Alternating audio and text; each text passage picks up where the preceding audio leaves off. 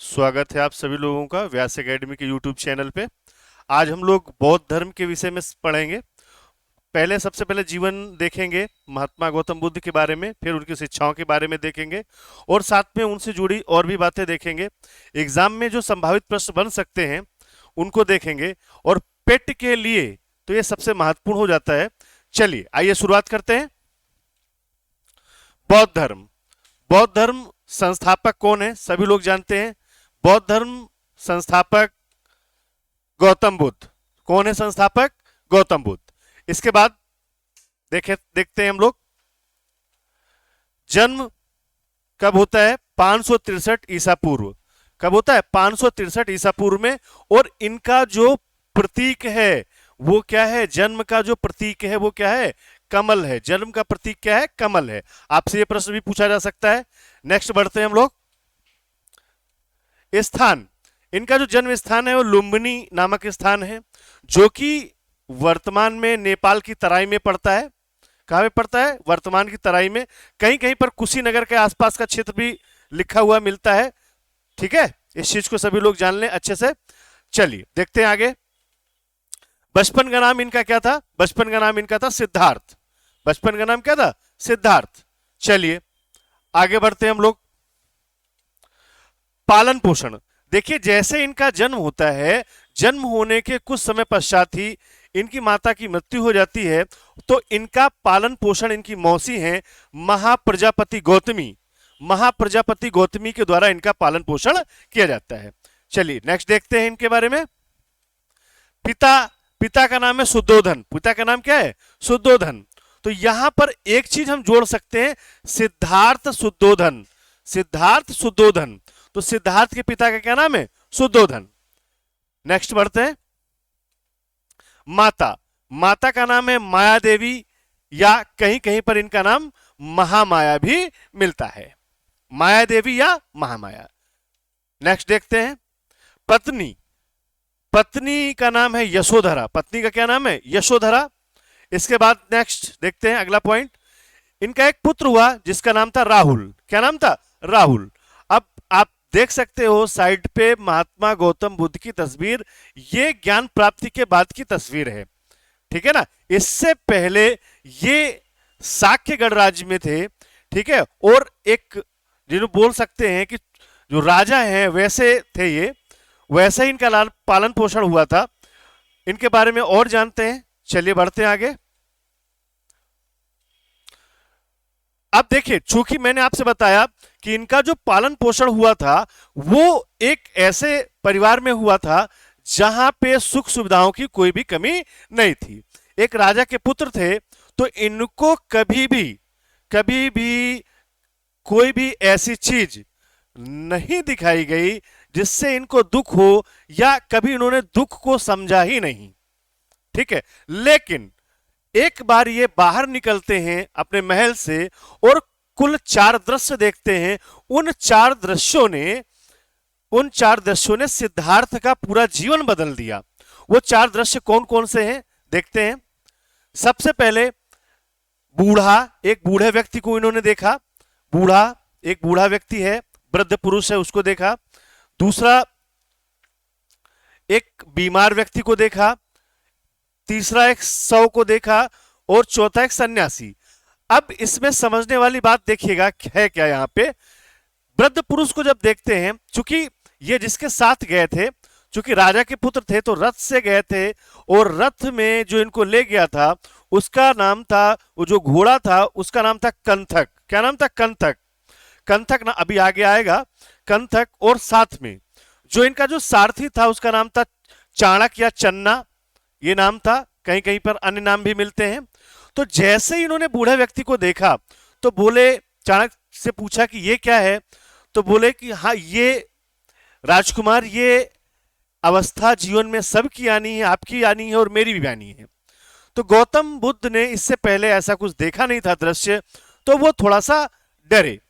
जैसे थोड़ा आगे बढ़ते हैं, ऐसा एक दृश्य सामने आता है कि एक व्यक्ति बीमार है और उसके चारों तरफ लोग घेरे हुए हैं और वो व्यक्ति कराह रहा है।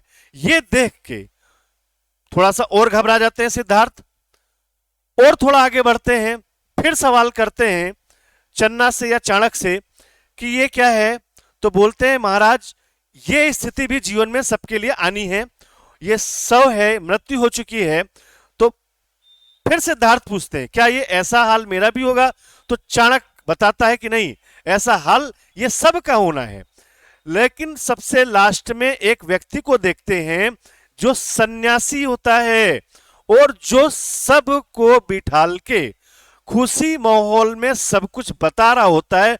उसको देख के ये कहते ये कौन व्यक्ति है, तो चाणक्य कहता है कि महाराज कि ये जो है ये माया मोह से मुक्त है, इसीलिए खुश है। बस उसी दिन से इन्होंने तय कर लिया कि अब उद्देश्य क्या है, जीवन के सत्य को जानना। ये बातें, चार बातें मैंने आपको बता दी। इसके लिए मेरे पास एक ट्रिक है कि कैसे आप इन चार दृश्यों को याद रखोगे। इसके लिए देखते हैं, ट्रिक है बूढ़ा बीमार है 100 सन्यासी है। देखिएगा, बूढ़ा बीमार है 100 सन्यासी है, ये ट्रिक है। इसको आप ध्यान रखेंगे तो आपसे ऑप्शन में पूछेंगे कि चार दृश्यों में कौन सा दृश्य शामिल नहीं था, तो आपका आंसर क्या होगा। तो आप अगर पता है आपको, तो अगला आप कोई भी रख दिया जाए आप अच्छे से उस चीज को पहचान जाओगे। क्लियर है सभी को? बढ़ते हैं आगे। देखिए बौद्ध धर्म में अब इसके बाद जब ये दृश्य देखे तो ये थोड़ा सा सिद्धार्थ इनका मन परिवर्तित हुआ, हृदय परिवर्तन हुआ और इन्होंने घर छोड़ने की इच्छा बना ली। देखिए एक चित्र भी आपको दिख रहा है सामने। इन्होंने गृह त्याग किया, घर छोड़ा। रात का समय था, इनकी पत्नी सो रही थी, पुत्र राहुल वो सो रहा था और ये छोड़ के पूरा महल ये बाहर निकल जाते हैं। आगे देखते हैं जरा। गृह त्याग, जिस समय इन्होंने घर छोड़ा उस समय इनकी जो अवस्था थी, इनकी आयु थी वो 29 वर्ष की थी। ठीक है, फिर देखते हैं गृह त्याग की घटना को, मोस्ट इंपोर्टेंट है ये, गृह त्याग की घटना को हम लोग बोलते हैं महाभिनिष्क्रमण। क्या बोलते हैं? महाभिनिष्क्रमण। याद रखिएगा, एग्जाम में आपसे पूछते हैं कि सिद्धार्थ या महात्मा गौतम बुद्ध के घर छोड़ने की घटना को किस नाम से जाना जाता है, तो महाभिनिष्क्रमण। सही आंसर क्या है? महाभिनिष्क्रमण। चलिए आगे बढ़ते हैं, देखते हैं। सारथी, मैंने बताया नहीं, ये एक सारथी था इनका जिसने इनको महल के बाहर छोड़ा था। उसका नाम था चाण, छंदक, या कहीं पर आपको चन्ना भी मिलता है, तो ध्यान रखिएगा चाण, छंदक या चन्ना भी मिलता है, चन्ना नाम भी मिलता है, तो ध्यान रखिएगा अलग अलग किताबों में अलग अलग चीजें हैं। ठीक है, फिर देखिएगा, फिर मैंने आपसे बताया था कि जो घोड़ा था उस रथ पे, उसका भी नाम था कंथक। तो आपसे पूछ लेते हैं कि महात्मा बुद्ध के घोड़े का नाम क्या था जिससे वो महल से बाहर गए, तो कंथक। और सारथी कौन था? चन्ना। आगे देखते हैं हम लोग। अब जब ये घर से बाहर निकलते हैं, गृह त्याग देते हैं, घर से बाहर निकलते हैं, साधारण वस्त्रों में घर से बाहर जैसे निकलते हैं, सब कुछ सौंप देते हैं चन्ना को, चाणक्य को, और साधारण वस्त्रों में निकल पड़ते हैं। सबसे पहले एक दर्शन है सांख्य दर्शन। कौन सा दर्शन है? सांख्य दर्शन। सांख्य दर्शन का जो प्रणेता, जो सांख्य दर्शन उस समय था, वो था अलार कलाम। अलार कलाम के आश्रम पहुंचते हैं, वहां पर ये कुछ दिन रहते हैं, लेकिन इनको संतुष्टि नहीं मिलती है। फिर आगे देखिएगा इसमें। अब आगे बढ़ते हैं ये, और जैसे आगे बढ़ते हैं और एक स्थान में पहुंचते हैं बोध गया, जिसको दूसरे नाम से भी हम जानते हैं उरुगवेला, बोध गया या उरुगवेला। वहां पहुंचते हैं स्थान पे, वहां पर एक नदी है निरंजना। आप देखिएगा दृश्य में, आप देखें यहां पर महात्मा गौतम बुद्ध ये बैठे हुए हैं और इसके साथ साथ में आप देख रहे हैं कि सामने नदी बह रही है, निरंजना नदी, और जिस वृक्ष के नीचे बैठे हैं वो पीपल का वृक्ष है, उसके नीचे वो बैठते हैं। तो वैशाख पूर्णिमा की अवस्था में, वैशाख पूर्णिमा को 35 वर्ष की अवस्था में इनको ज्ञान की प्राप्ति होती है। नेक्स्ट देखते हैं। जिस वृक्ष के नीचे बैठे, अभी मैंने आपको पहले ही बताया, वो कौन सा वृक्ष था? पीपल का वृक्ष था। लेकिन उस पीपल के वृक्ष का नाम बदल गया बाद में, जब इनको ज्ञान की प्राप्ति हो गई तो उसको अश्वत्थ वृक्ष या बोधि वृक्ष भी कहा जाने लगा। तो ऑप्शन में आपसे पीपल का पेड़ ना देके अश्वत्थ वृक्ष दे सकते हैं या बोधि वृक्ष दे सकते हैं। क्लियर है इतना सभी को? चलिए देखते हैं आगे। जैसे इनको ज्ञान की प्राप्ति होती है, सिद्धार्थ का नाम बदल गया। अब सिद्धार्थ कहलाने लगे बुद्ध। क्या कहलाने लगे? बुद्ध या साक्य मुनि। साक्य मुनि इसलिए कहलाने लगे क्योंकि ये साक्य वंश से संबंधित थे। तथागत कहलाने लगे। तथागत कहलाने लगे या इनको एशिया का ज्योतिपुंज भी कहा गया। क्या कहा गया? एशिया का ज्योतिपुंज। इसको इंग्लिश में बोलते हैं light of Asia. Light of Asia किसे कहा जाता है? तो महात्मा गौतम बुद्ध को। और लाइट ऑफ एशिया एक पुस्तक भी है जो कि एडविन अर्नाल्ड ने लिखी है। ये एग्जाम में कई बार पूछा गया है। पेट वालों से मेरी एक रिक्वेस्ट है, इस चीज को बहुत अच्छे से सभी लोग ध्यान रखेंगे, ठीक है? चलिए नेक्स्ट चलते हैं अगले। देखिए प्रथम उपदेश की बात करते हैं हम लोग। जब ये उरुग्वेला पहुंचे थे, बोध गया पहुंचे थे, तो वहां पर निरंजना नदी के किनारे ज्ञान की प्राप्ति के लिए बैठे और उनके साथ में 5 ब्राह्मण भी बैठे। 5 ब्राह्मण भी थे जो तपस्या कर रहे थे, ये भी कर रहे थे। लेकिन कुछ कारणवश इन 5 ब्राह्मणों ने क्या किया? महात्मा गौतम बुद्ध का साथ छोड़ दिया। आपके सामने चित्र में देखिए दिखा हुआ है कि महात्मा गौतम बुद्ध बैठे हुए पीपल के वृक्ष के नीचे और इनके सामने 5 ब्राह्मण बैठे हुए हैं। ठीक, अब आगे देखते हैं। चलिए, यहां से साथ छोड़ के 5 ब्राह्मण चले गए। अब देखिए यहां पर ज्ञान की प्राप्ति कहां होगी? सॉरी, प्रथम उपदेश कहां देते हैं? ये प्रथम उपदेश देंगे ये ज्ञान प्राप्ति के बाद सारनाथ में। सारनाथ के 2 और नाम हैं जो एग्जाम में अभी तक नहीं पूछे गए हैं, लेकिन अब पूछने का ट्रेंड चल पड़ा है। ऋषिपत्तन या मृगदाव। क्या बोलते हैं? आपके सामने लिखा हुआ है ऋषिपत्तन या मृगदाव। तो सारनाथ को 2 नामों से जानते हैं, ऋषिपत्तन या मृगदाव। आगे बढ़ते हैं। प्रथम उपदेश की घटना मोस्ट इंपोर्टेंट है। यह कहलाती है धर्म चक्र प्रवर्तन। क्या कहलाती है घटना? धर्म चक्र प्रवर्तन ये घटना कहलाती है। अब प्रथम उपदेश देखिएगा, फिर से चीजें बदली। प्रथम उपदेश इन्होंने कहां दिया और किसको दिया? तो आपको पता है सारनाथ में दिया।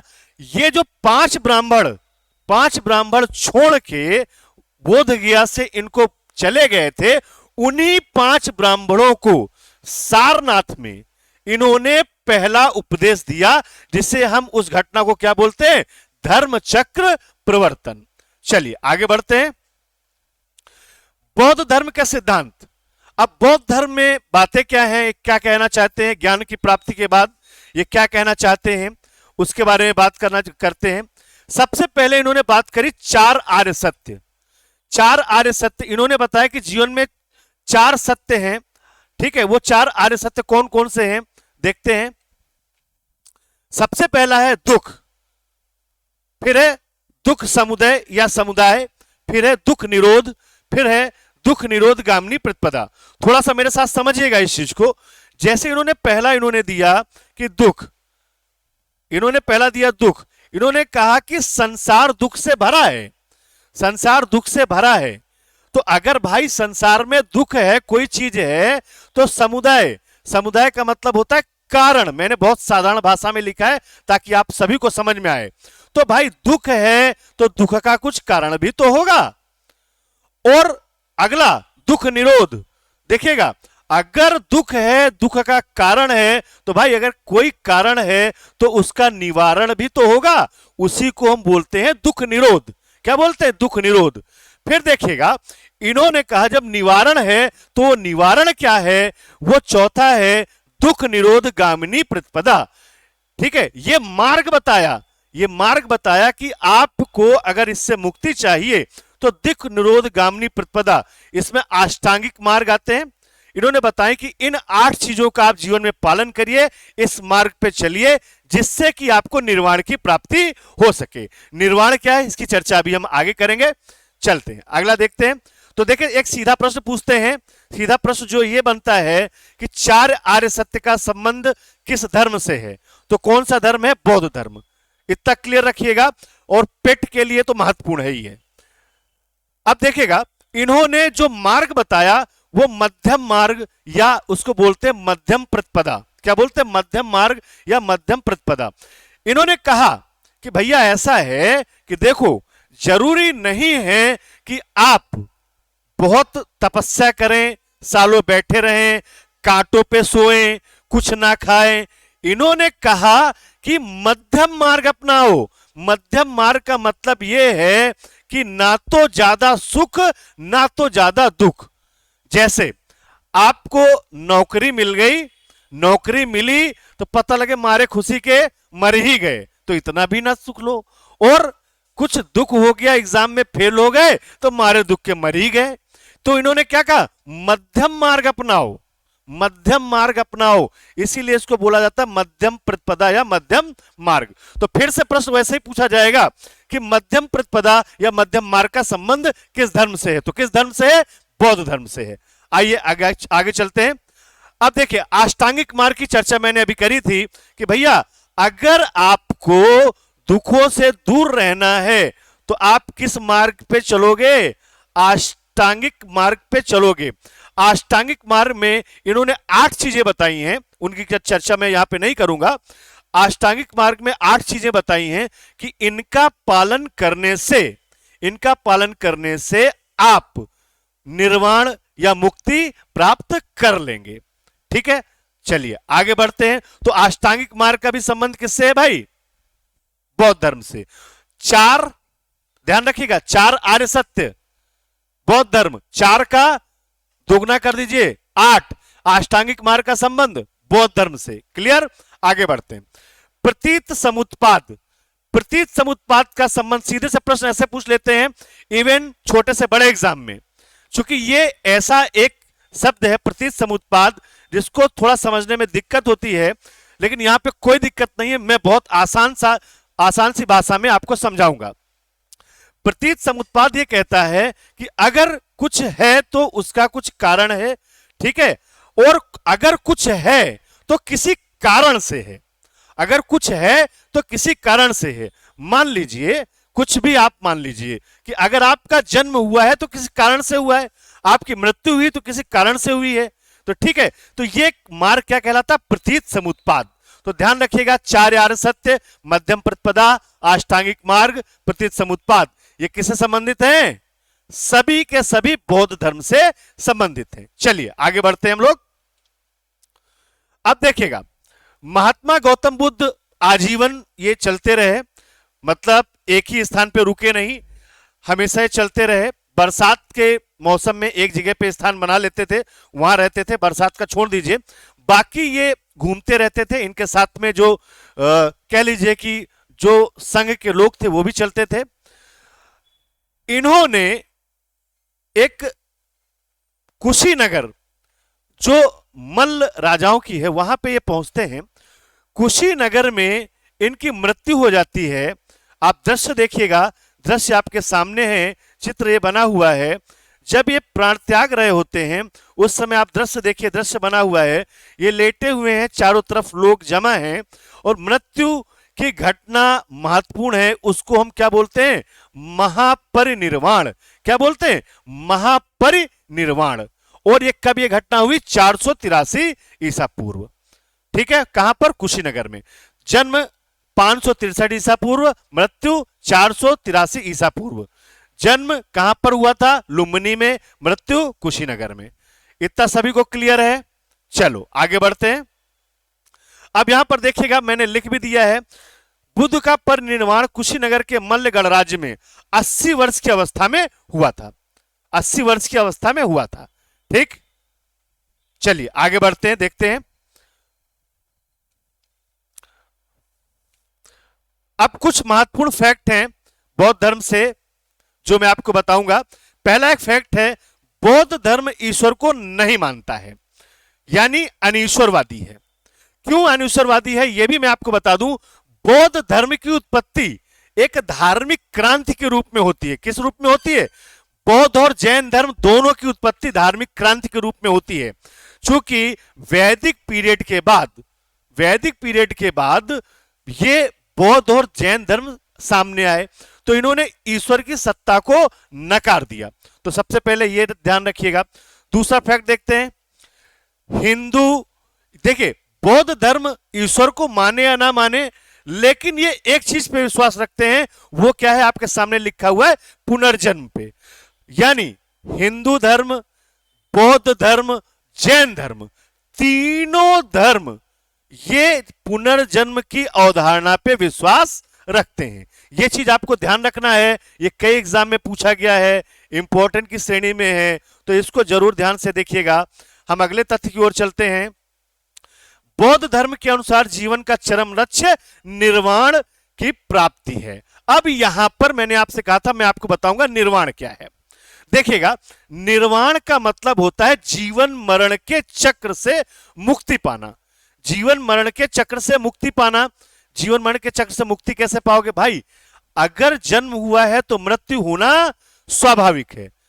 सबसे पहले देखिएगा, मैं आप लिख रहा हूं, देखिएगा स्क्रीन पे सभी लोग, जन्म हुआ है तो मृत्यु होना निश्चित है। अगर मृत्यु हुई है तो जन्म भी होगा। तो ये पूरा क्रम चलता रहता है, ठीक है। अब इसी से मुक्ति पाने को हम क्या बोलते हैं? निर्वाण। यानी जन्म मरण के चक्कर से मुक्ति पाना क्या है? निर्वाण प्राप्त करना। बात समझ में आई? निर्वाण क्या है? सभी को एक चीज क्लियर होनी चाहिए, निर्वाण क्या है, ठीक है। निर्वाण पे बल किसने दिया है अधिकतर? तो बौद्ध धर्म ने।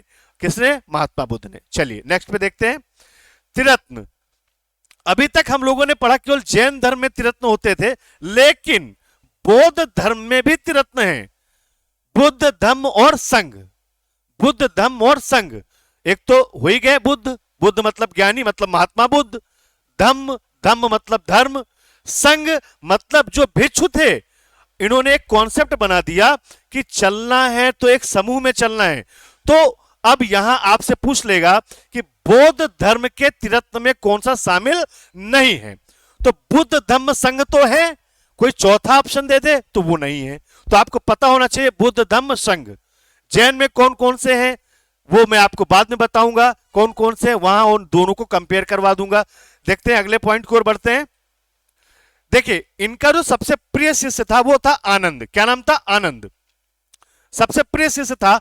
और आनंद के बारे में मैं आपको बताऊं, आनंद के आग्रह पर ही, या आनंद के आग्रह पर या आनंद के कहने पर ही पहले संघ में महिलाओं को प्रवेश नहीं मिलता था, लेकिन आनंद के कहने पर, आनंद ने बहुत आग्रह किया तो इन्होंने संघ में महिलाओं को प्रवेश दिया। और पहली जो यहां पर जो महिला जिनको प्रवेश मिला वो मौसी इनकी थी, गौतमी प्रजापति, जिन्होंने इनका पालन पोषण किया था। क्लियर है सभी को? चलिए आगे बढ़ते हैं। बुद्ध द्वारा दिया गया अंतिम उपदेश, यानी मृत्यु से पहले महात्मा बुद्ध ने अंतिम उपदेश किसको दिया? सुभद्र को, है ना। किसको दिया? सुभद्र को दिया अंतिम उपदेश। ध्यान रखिएगा। आगे बढ़ते हैं। अब देखिए यहां पर डाकू अंगुलीमाल। डाकू अंगुलीमाल, हम सभी लोगों ने बचपन में एक कहानी पढ़ी है। एक डाकू होता है, वो उंगलियों की माला पहनता है, सारा कुछ है, पढ़ी है कहानी है, सारा कुछ। तो डाकू अंगुलीमाल ये श्रावस्ती के एरिया में रहता है। तो वहां पे ये बड़ा आतंक मचा के रखता है। लोग जाते हैं महात्मा बुद्ध से कहते हैं, तो महात्मा बुद्ध इसको समझाने के लिए जाते हैं और समझाने में सफल होते हैं। और उसी दिन से डाकू अंगुलीमाल का हृदय परिवर्तित हो जाता है और डाकू अंगुलीमाल अपना ये सारा काम छोड़ देता है और बौद्ध धर्म को ग्रहण कर लेता है। चलिए आइए नेक्स्ट बढ़ते हैं। बौद्ध संगीतियां। बौद्ध संगीतियों में देखेंगे, देखिए इसमें फोटो मेरी आपको नहीं दिखेगी क्योंकि ये बड़ा है, फोटो इसमें नहीं दिखेगी। अभी बौद्ध संगीतियां क्या है, इससे पहले मैंने एक वीडियो बनाया है, उस पर मैंने बौद्ध संगीति बताई है आप लोगों को कि बौद्ध संगीतियां क्या हैं। बौद्ध संगीतियां क्या हैं वो इसमें बताया है मैंने, उसका डिस्क्रिप्शन में लिंक में दे दूंगा। बच्चों अभी भी मेरी फोटो शायद आप लोगों को दिख रही होगी इसमें बौद्ध संगीतियों में, चूंकि इसमें जगह नहीं है इस जगह पे, तो इसको मैं हटा लेता हूं। चलिए देखते हैं हम लोग बौद्ध संगीतियां। बौद्ध संगीतियां क्या हैं इनके बारे में सबसे पहले जानते हैं हम लोग। देखिए बौद्ध संगीतियां हैं क्या? बौद्ध संगीति महात्मा गौतम बुद्ध की मृत्यु के बाद देखिए उनके उपदेशों का संग्रह किया गया। महात्मा गौतम बुद्ध ने कोई स्वयं किताब लिखी नहीं थी, जगह जगह पे उन्होंने उपदेश दिए थे। उन उपदेशों को एक जगह एकत्रित करने के लिए सभाएं बुलाई गई, उनको बोला गया संगीतियां। तो समय समय पर जो सभाएं बुलाई गई, संगीतियां बुलाई गई, तो पहली 483 में बुलाई गई और स्थान है राजगृह। ठीक है, उस समय शासक था अजातशत्रु और उस समिति या संगीत की अध्यक्षता करी महाकश्यप। उस समय महात्मा गौतम बुद्ध के उपदेशों का जो संग्रह किया गया वो दो दो पुस्तकों में किया गया, जिनको हम बोलते हैं सुत्त पिटक और विनय पिटक। क्या बोलते हैं? सुत्त पिटक और विनय पिटक। तो सुत्त पिटक ये रहा, विनय पिटक ये रहा। सुत्त पिटक विनय पिटक में क्या है इसकी चर्चा मैं आगे करूंगा। देखिए अब देखिए द्वितीय बौद्ध संगीति ठीक 100 वर्षों बाद होती है, 383 ईसा पूर्व में वैशाली में होती है। ठीक है, और उस समय शासक कालाशोक है। ठीक है, और अध्यक्षता सर्वकामी करता है। ठीक है, सावक मीर। तृतीय 247 पाटलिपुत्र। शासक यहाँ पे कौन है? अशोक है। और अध्यक्षता कौन करेगा? मुगल पुत्तिश। यहां पर एक तीसरे बौद्ध ग्रंथ की रचना होती है जिसका नाम है अभिधम्म पिटक। इसमें क्या है इसकी चर्चा बाद में करेंगे। चतुर्थ प्रथम शताब्दी में होती है, या हम 102 कह सकते हैं इसको, 102 ईस्वी में होती है। कहां पर? कश्मीर में एक स्थान है कुंडलवन। उस समय शासक कौन है? कनिष्क। और अध्यक्षता कौन करता है? वसुमित्र। और यहां पर बौद्ध धर्म दो भागों में विभाजित हो जाता है, हीनयान और महायान में। तो स्क्रीनशॉट आप लेना चाहें तो स्क्रीनशॉट आप ले सकते हैं। अब देखिए यहां पे एक ट्रिक है, ट्रिक भी मैं आपको बता ही देता हूं। ट्रिक देखिएगा, जैसे आप राम विकास पाम केकेवी, राम से देखिएगा इधर राजगृह, आर से राजगृह हो गया, और ए से अजातशत्रु हो गया, और एम से महाकश्यप हो गया। ठीक है, अब द्वितीय में आइएगा, देखिए विकास वैशाली हो गया वी से, और फिर के से कालाशोक हो गया, और फिर इसके बाद एस से सर्वकामी या सावकमीर हो गया। अब इसके बाद के वी देखिएगा, अगली बार अगली जो आती है वो पहली शताब्दी में, कहां पे? कश्मीर में कुंडलवन में, शासक कनिष्क, अध्यक्षता वसुमित्र, और यहां पर दो भागों में विभाजित हीनयान और महायान में। इसको हिंदी में देख लीजिए, राम विकास पाम केकेवी। ये याद रखने के लिए मैंने आपको बताया है कि हिंदी और इंग्लिश, आप चाहे तो स्क्रीनशॉट इसकी ले सकते हैं, स्क्रीनशॉट इसकी ले सकते हैं आप लोग। हाँ बच्चों, स्क्रीनशॉट सभी लोगों ने तो ले ही लिया होगा।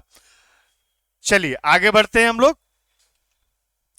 बौद्ध साहित्य, देखिए मैंने क्या कहा, बौद्ध साहित्य इस दौरान लिखा गया, लेकिन महात्मा गौतम बुद्ध की मृत्यु के बाद कई बौद्ध संगीतियां हुई, उस दौरान लिखा गया, उसके बाद भी लिखा गया। तो देखते हैं कि कौन कौन सा बौद्ध साहित्य रहा। तो देखिए त्रिपिटक, त्रिपिटक बौद्ध का जो बौद्ध मुख्य जो साहित्य है उसको हम बोलते हैं त्रिपिटक। देखिए यहां पर पिटक का मतलब होता है पिटारा, और पिटारा जहां पे चीजों का संग्रह किया जाए। तो यहां पर इस पिटारे में यहां पर 3 पुस्तकें हैं जिनको मैंने अभी आपको बताया, सुत्त पिटक, विनय पिटक और अभिधम्म पिटक।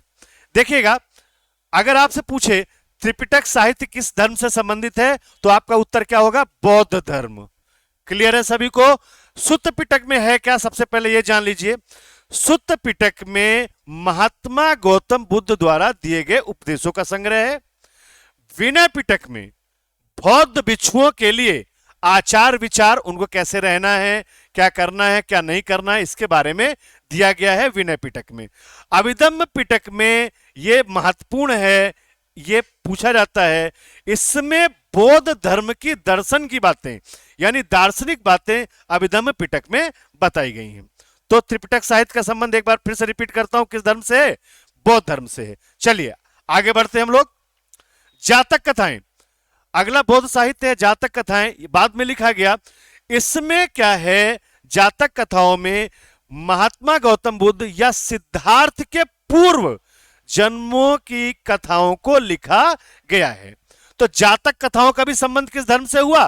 बौद्ध धर्म से। नेक्स्ट आते हैं, दीपवंश और महावंश, दीपवंश और महावंश, ये जो दो ग्रंथ हैं, सबसे पहले सिंघल द्वीप यानी ये श्रीलंका से जुड़े हैं, जब बौद्ध धर्म का प्रचार प्रसार होता है वहां से जुड़े हैं।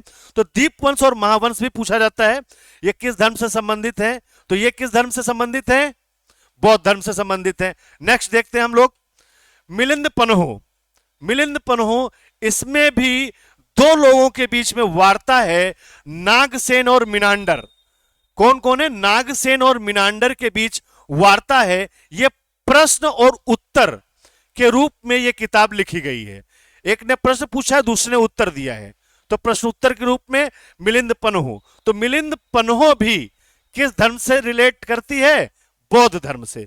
फिर नेक्स्ट आते हैं बुद्ध चरित्र, मोस्ट इंपॉर्टेंट, बहुत पूछी जाती है। ये पुस्तक आप हमेशा ध्यान रखेंगे, और पेट वाले खास करके, और बाकी सुपर टेट टेट ये सब ध्यान रखेंगे।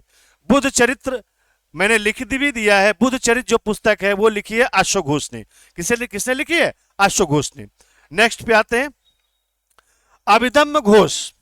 अभिधम्म घोष को हम बौद्ध धर्म का विश्वकोश कहते हैं। क्या बोलते हैं? विश्वकोश बोलते हैं, बौद्ध धर्म का विश्वकोश।